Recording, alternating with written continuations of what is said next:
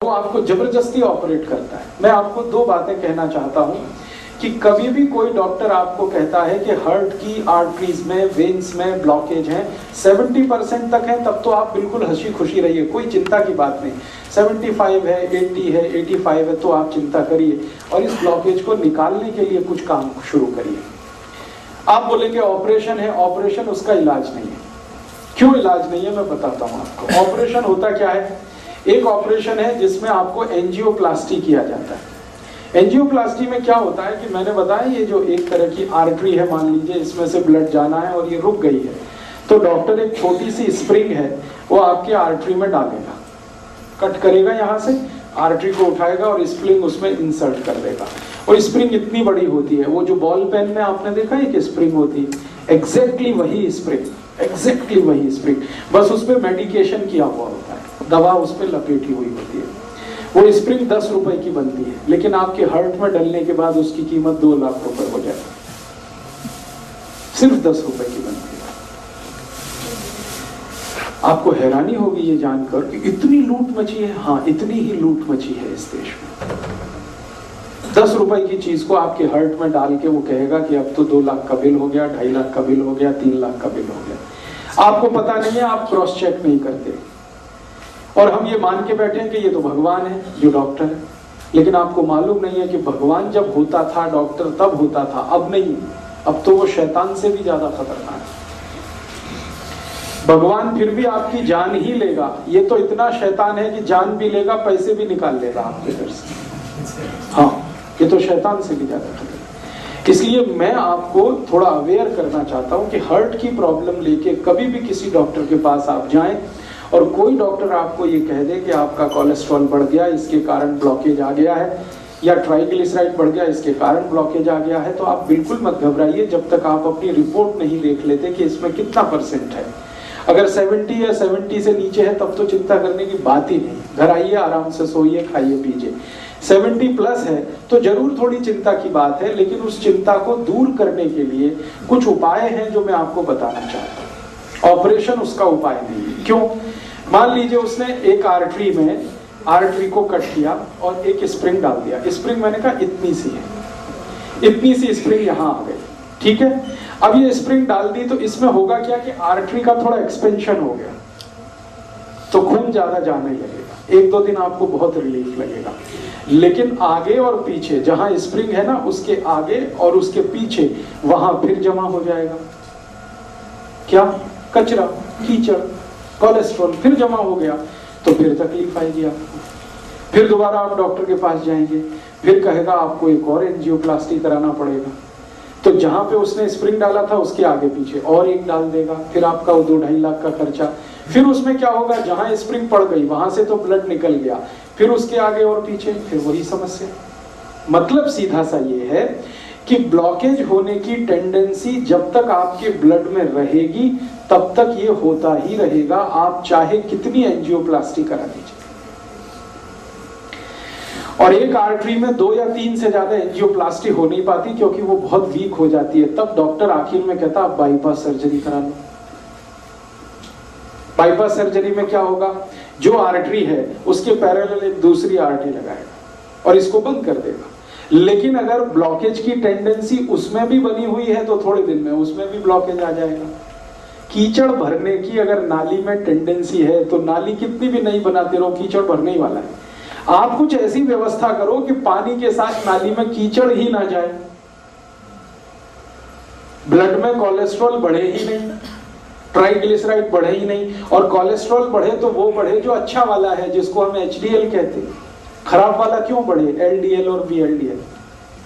तो मूल बात जो हमें समझने की है वो ये कि हार्ट की प्रॉब्लम में कभी भी आपको डायग्नोसिस कर दिया किसी डॉक्टर ने कि आपको हार्ट अटैक आने वाला है, हार्ट फेल होने वाला है, कार्डियक अरेस्ट होने वाला है क्योंकि आपकी आर्टरीज में यहाँ ब्लॉकेज है, यहाँ ब्लॉकेज है, तो इसमें चिंता नहीं करना है, चिंतन करना है।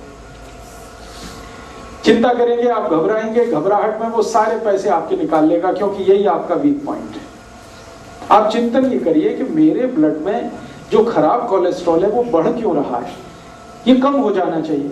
अब ब्लड में खराब कोलेस्ट्रॉल बढ़ने से ही ब्लॉकेज है, तो खराब कोलेस्ट्रॉल बढ़ने के कारण जान लीजिए।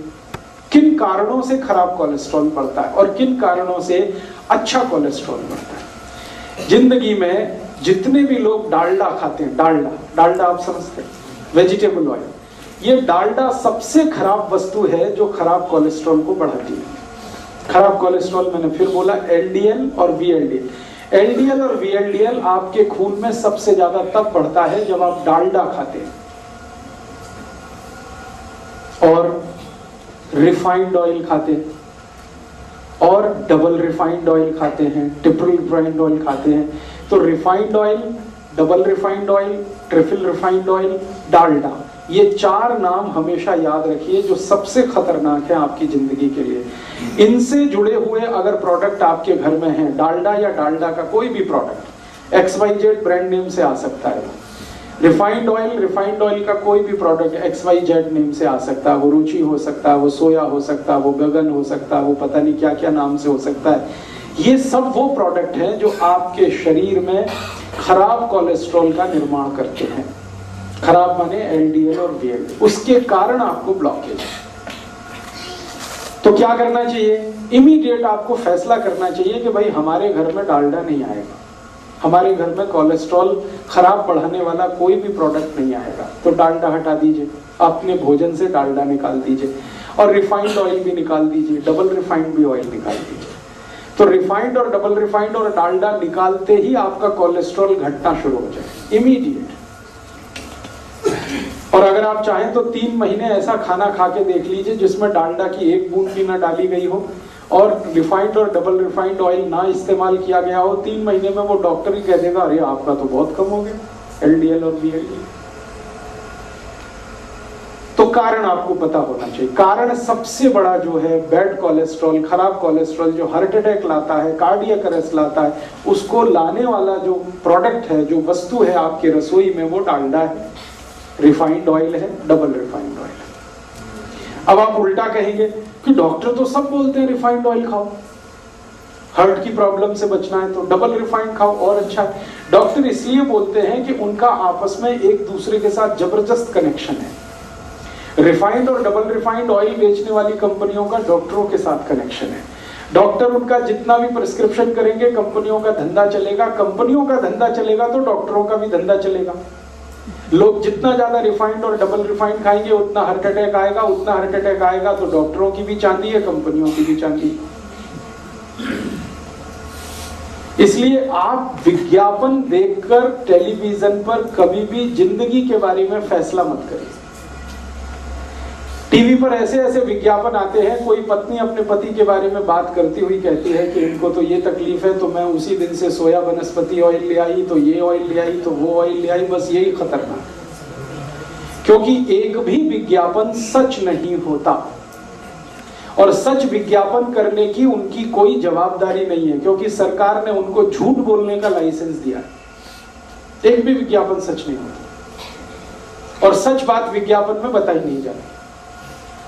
तो आप टीवी विज्ञापन देखकर कभी भी ये डिसाइड मत करिए कि हमारे घर में क्या लाना है क्या नहीं लाना है। वो ऑयल के बारे में है तब तो बहुत कॉशियस नहीं।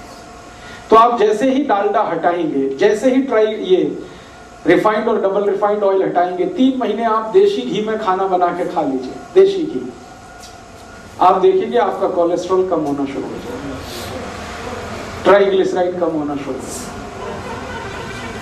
अब ये महत्व की बात है जो आपने कहा वो भी नकली है, तो असली बना लीजिए घर में। दूध आपके पास आता है, दही बना लीजिए, उसमें से मक्खन निकाल लीजिए, मक्खन को गर्म करके घी बना लीजिए, वो आपके घर में ही है। मेरा कहने का मतलब ये है कि आप घी के लिए देशी घी जितना ज्यादा खाएंगे बैड कोलेस्ट्रॉल उतना कम बनेगा, डालडा जितना खाएंगे बैड कोलेस्ट्रॉल उतना ज्यादा बनेगा, रिफाइंड और डबल रिफाइंड खाएंगे और ज्यादा बनेगा। तो पहली बात अपने जीवन में याद रखिए कि हार्ट से जुड़ी हुई किसी भी प्रॉब्लम में तेल तुरंत बदल दीजिए।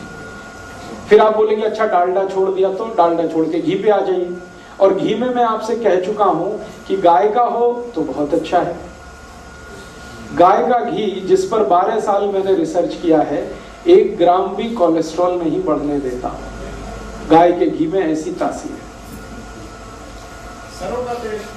हाँ मैं बताता हूँ, 1 मिनट। गाय का घी 12 साल तो मैं रिसर्च कर लिया, हजारों साल हमारे ऋषि मुनियों ने रिसर्च कर लिया।